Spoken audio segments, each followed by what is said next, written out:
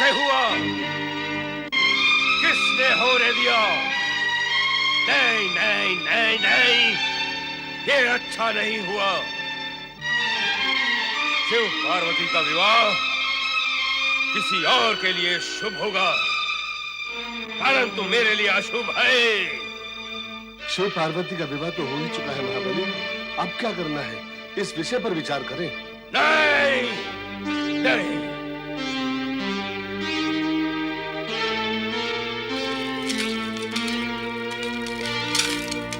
अब चिंता करने से क्या होगा महाबली?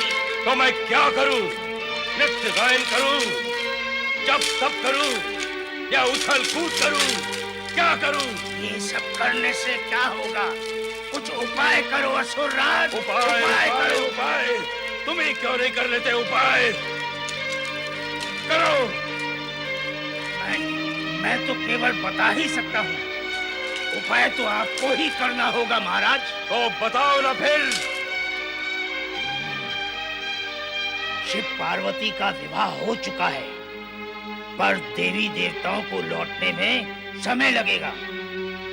यही अनुकूल और उचित समय है जब स्वर्ग पर आक्रमण करके उस पर अधिकार किया जा सकता है। हाँ। यदि अविलंब आक्रमण करोगे तो निश्चित सफलता मिलेगी। सेनापति, सेना तैयार करो, हम इसी समय स्वर्ग पर आक्रमण करेंगे। आक्रमण हो।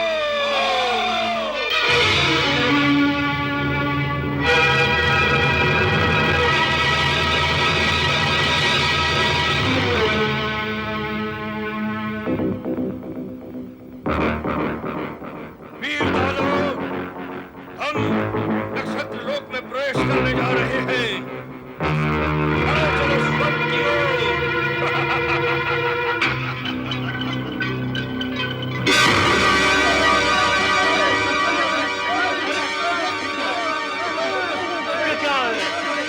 ये कैसा प्रकाश है?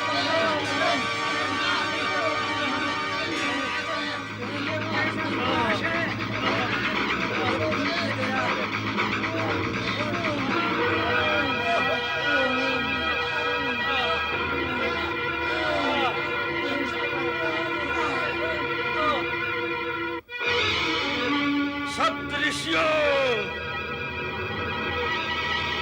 हाँ तारकासुर, स्वर्ग लोक तो क्या, तुम नक्षत्र लोक में भी प्रवेश नहीं कर सकते। कर सकता हूँ। क्या तुम मेरी शक्ति से परिचित नहीं हो? शक्ति तुम्हारे पास है ही कहां? भ्रमवश तुम ब्रह्मा जी के वरदान को अपनी शक्ति समझ बैठे हो। तारकासुर की शक्ति पर प्रश्न चिन्ह कौन लगा सकता है? अहंकार में तुम सत्य से दूर हो गए हो तारकासुर। शिव विवाह के शुभ अवसर पर लाभ उठाने की तुम्हारी कुचेष्टा कदापि सफल नहीं होगी। अरे स्वर्ग तो सुरक्षित है धृष्ट दानव, पर तुम्हारे आचरण ने तुम्हें असुरक्षित कर दिया है।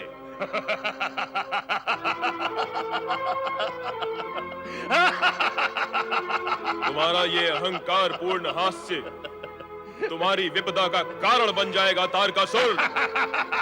तुम देवाधिदेव महादेव से टकराने का दुस्साहस कर रहे हो। अरे देवेश्वर को ज्ञात था कि तुम देवगण के विवाह में व्यस्त होने का लाभ अवश्य उठाओगे। तुम्हारे अवरोध की व्यवस्था पूर्व निश्चित है। मेरे मार्ग में आने वाले किसी भी अवरोध से टक्कर लेने का साहस मुझ में है। निर्बुद्धि, तू तुरंत चला जा यहां से, अन्यथा तू पृथ्वी लोक कभी नहीं पहुंच पाएगा। चला जाऊं? जिस प्रयोजन से मैं आया हूं उसे संपूर्ण किए बिना ही चला जाऊं? शिव पार्वती के विवाह को संपन्न करा के तुमने शिव पुत्र की उत्पत्ति को संभव बनाया है, अर्थात मेरे वध का आयोजन किया है तुमने। मैं भी तुम लोगों के विनाश का आयोजन करता हूं। वीर दानवों, टूट पड़ो इन मुट्ठी भर ऋषियों पर।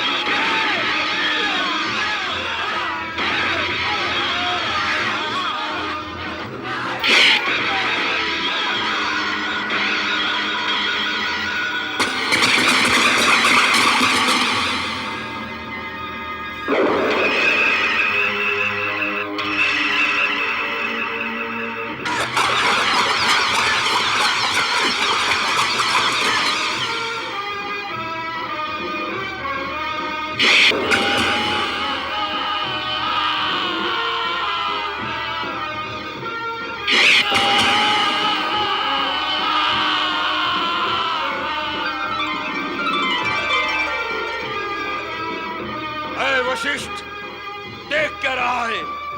आ, मुझसे युद्ध कर।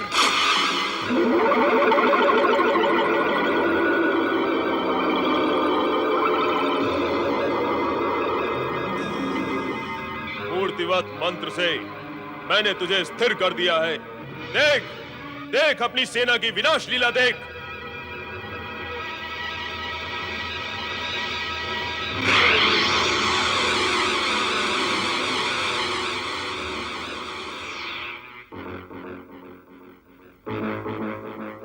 स्थिर मंत्र से मैं मुक्त करता हूं तुझे। अपनी पराजय स्वीकार करके अपने प्राणों की रक्षा कर। जा, चला जा यहां से। तारकासुर, असुर सम्राट और पराजय? नहीं, नहीं। दुष्ट, तू ऐसे नहीं मानेगा। ले, ले ये देख।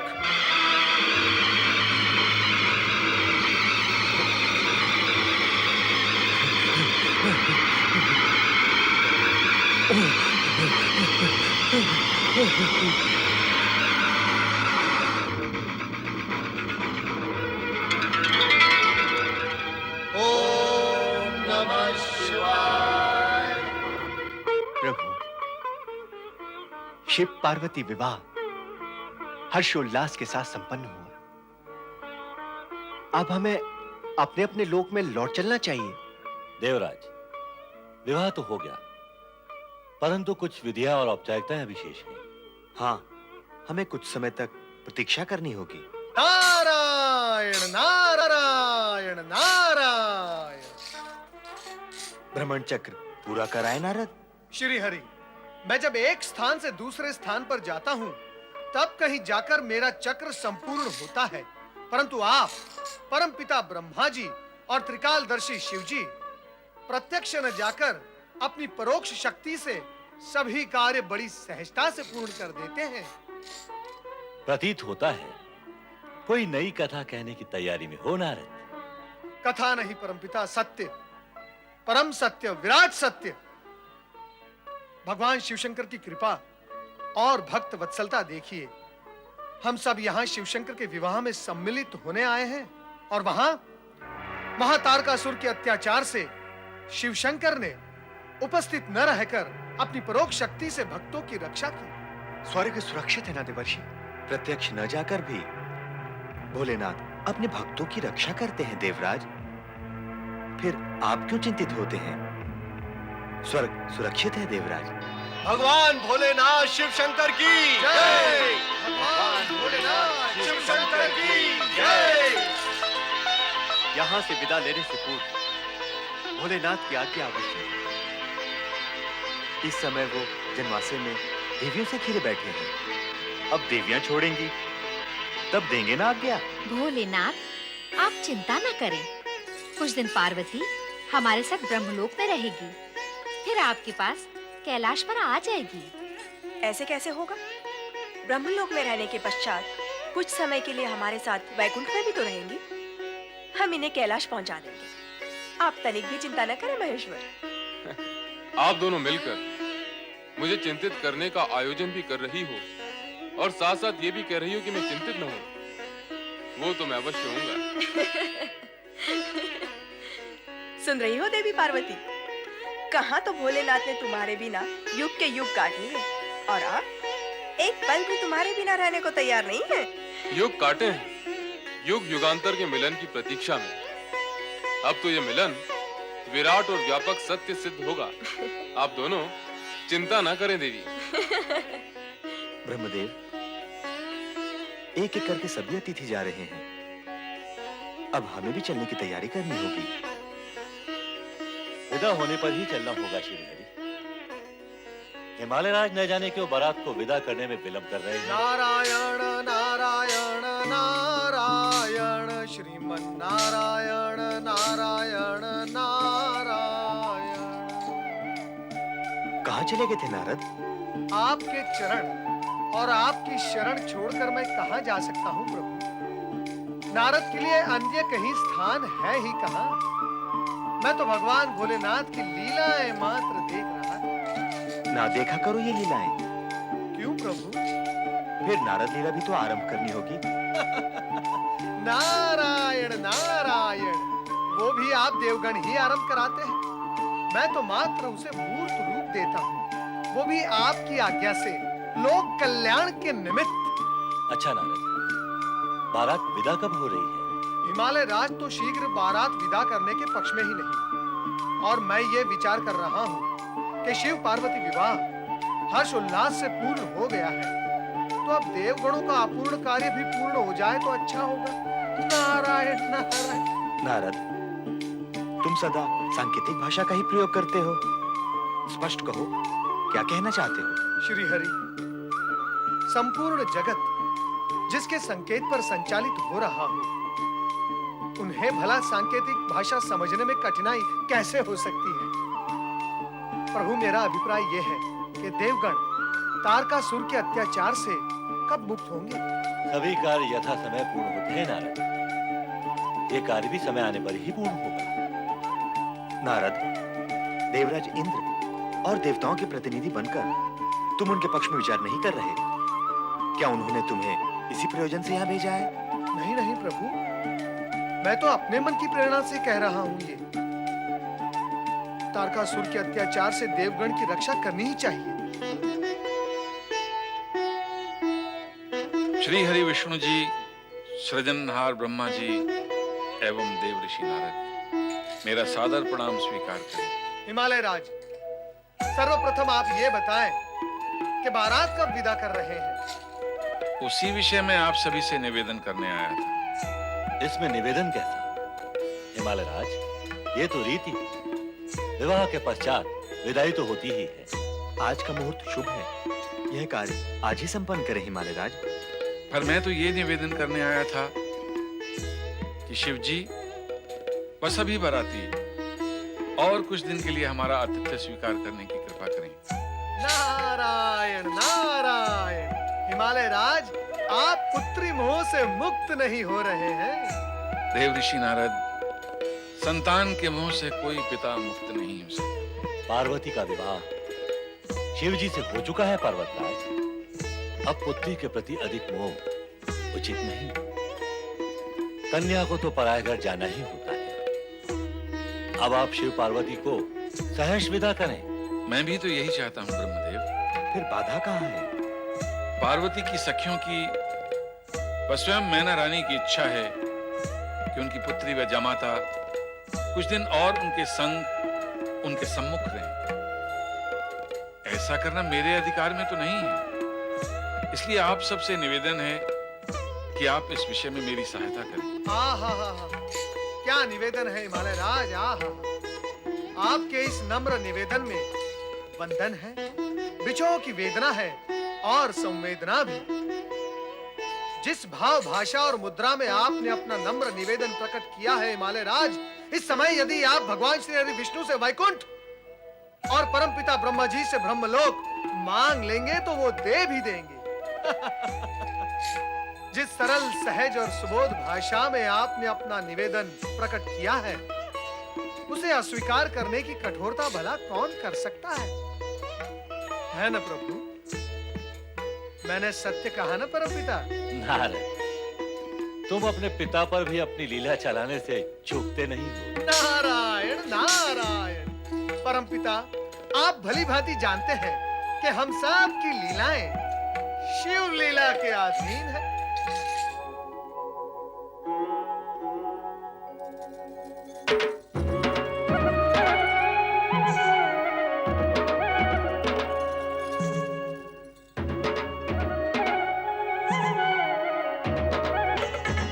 तुम्हारी आंखों में प्रश्न झलक रहा है। क्या तुम कुछ पूछना चाहती हो?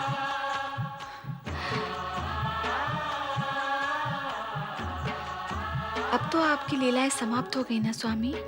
समाप्त? लीलाएं तो अब आरंभ होंगी प्रिय। तो क्या आप अब भी मेरी माता को भ्रमित और व्यथित करेंगे? नहीं नहीं, मैंने न तो कभी उन्हें भ्रमित किया है न व्यथित। अब तो हम दोनों के बीच सारे भ्रम और संदेह समाप्त हो गए। मैंने उन्हें विश्वास दिलाया है कि भविष्य में ऐसा कुछ नहीं होगा। पर अतीत में भी ऐसा क्यों हुआ? भावनावश। अर्थात? जैसी जिसकी भावना होती है उसे वैसा ही रूप दिखाई देता है। एक कुरूप बालक की मां को उसका पुत्र सलोना राजकुमार दिखाई देता है, तो एक सुंदर सलोना राजकुमार ही सौतेली मां को दुष्ट दिखाई देता है। मेरी लीलाओं को समझने की कसौटी भी कुछ ऐसी है। यदि कभी तुम्हारे मन में मेरे प्रति कोई भ्रम... नहीं स्वामी, ना तो मेरे मन में आपके प्रति कभी भ्रम उत्पन्न होगा और ना ही मुझे आपके विचित्र रूप और अनोखी लीला देखने का अवसर मिलेगा। बस तो फिर सब शुभ ही शुभ होगा प्रिय।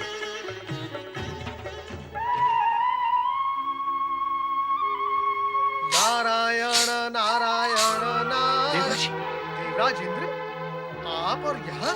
परंतु आप तो... अरे अरे अरे अरे अरे, आपकी पुकार पर मेरे श्री हरि विष्णु का नाम स्मरण अपूर्ण रह गया। उसे मैं पहले पूर्ण कर लूं। श्रीमन नारायण नारायण नारायण। अब बताएं, आप पुनः यहाँ? आना पड़ा, आपसे प्रार्थना करने के लिए आना पड़ा। कैसी प्रार्थना? यही कि शीघ्र ही कोई ऐसा उपाय बताएं जिससे ये बारात यहाँ से प्रस्थान करे और तारकासुर का अंत भी शीघ्र ही हो। नारायण नारायण। आपकी अधीरता श्री हरि विष्णु और परमपिता ब्रह्मदेव के सम्मुख मैं दूसरे शब्दों में प्रकट कर चुका हूँ। फिर क्या हुआ? क्या हुआ? हिमालय राज के निवेदन पर श्री हरि विष्णु और परमपिता ब्रह्मदेव कुछ समय और यहाँ रुकने की अनुमति दे चुके हैं।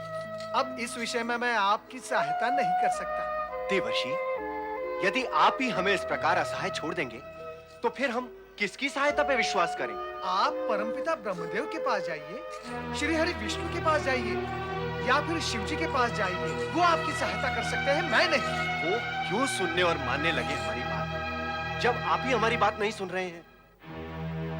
देवर्षि, त्रिदेव तक जितनी पहुंच आपकी है उतनी अन्य किसी की नहीं है। नारायण नारायण। देवराज, आप मुझ पर अपनी लीला चला रहे हैं। मैं लीला नहीं चला रहा हूँ देवर्षि, मैं तो केवल आपसे प्रार्थना कर रहा हूँ। शीघ्र ही कोई ऐसा उपाय बताएं जिससे ये बारात यहाँ से प्रस्थान करे और तारका... देवर्षि,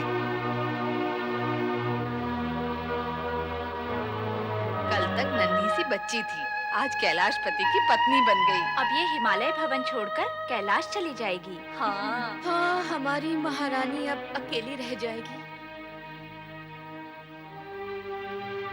मैना रानी,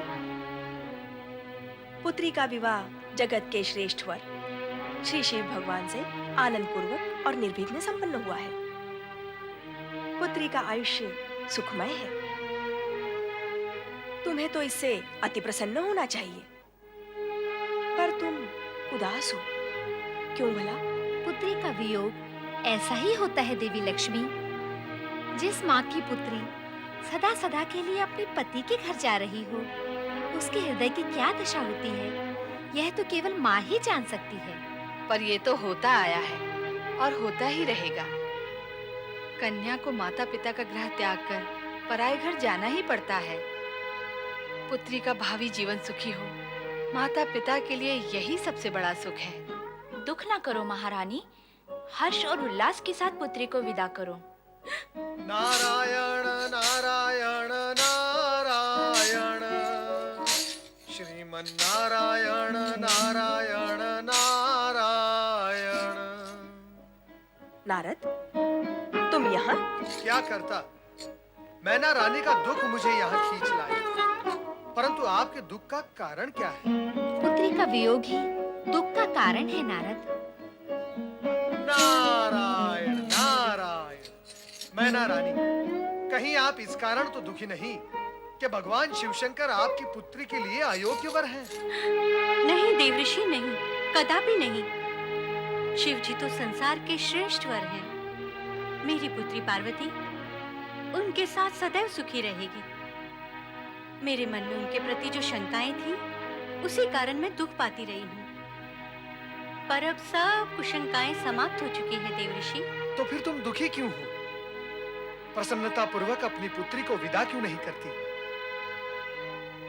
तुम्हें पुत्री मोह है और तुम्हारी पुत्री भगवान शिवशंकर पर मोहित है। विवाह पश्चात तुम्हारे मोह का नहीं, इनके मोह का अधिक महत्व है। अतः मोह त्याग कर प्रसन्नता पूर्वक अपनी पुत्री को विदा करो।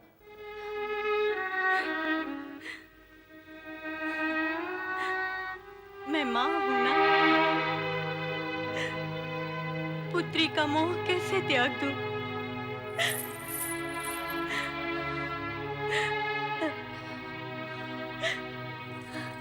अपने हृदय के अंश को अलग करके विदा करना आसान ही है। मेरी पुत्री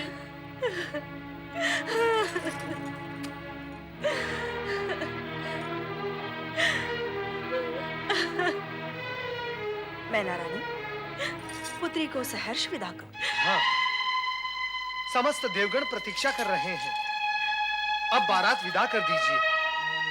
अब अधिक विलंब उचित नहीं। नारायण नारायण। चलो मैना रानी। आओ पुत्री।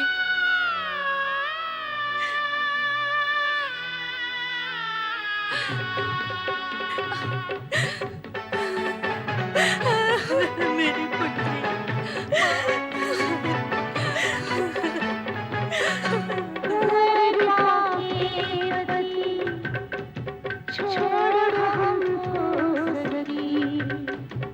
आज जाती है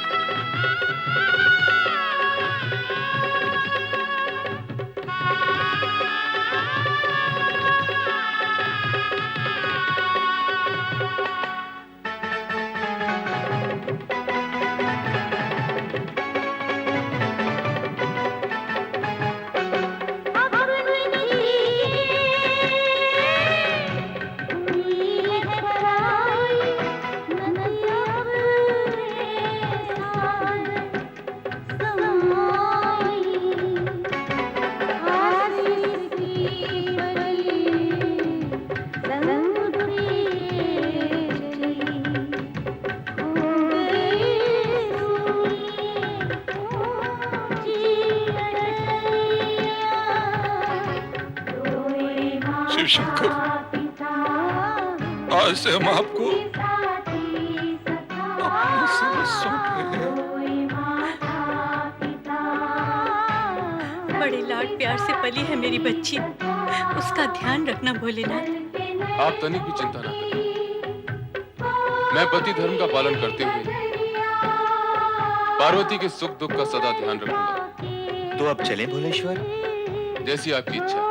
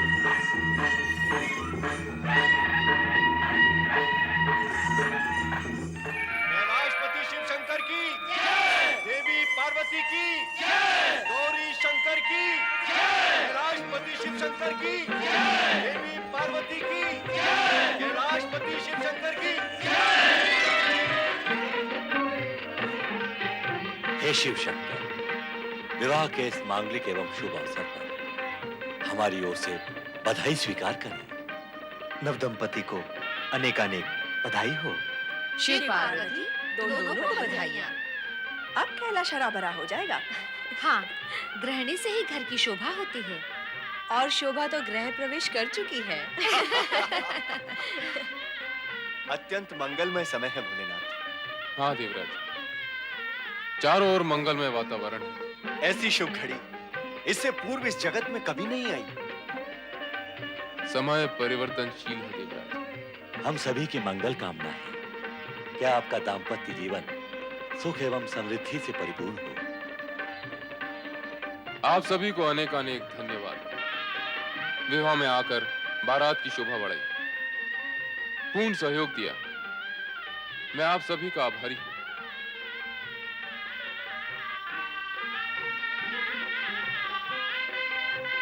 नारायण नारायण, धन्य है आप और आपकी लीला, धन्य है। संपूर्ण जगत का भार उठाने वाला आज स्वयं आभारी है। नारद, तुम्हारा मन किसके भार से भारी हो रहा है? भोलेनाथ, तीनों लोकों में तारकासुर ही सभी के जीवन का भार बना हुआ है। और यह भी अटल सत्य है कि तारकासुर का वध आपके पुत्र के हाथों ही होगा। परंतु तब तक उसके आतंक से देवगणों की रक्षा कैसे होगी भोलेनाथ, कैसे होगी? नारद, तुम तो दानव मानव सभी में समान रूप से पूज्य हो। जाकर उस तारकासुर को सद्बुद्धि दो, पाप कर्मों से दूर रहने की मंत्रणा दो।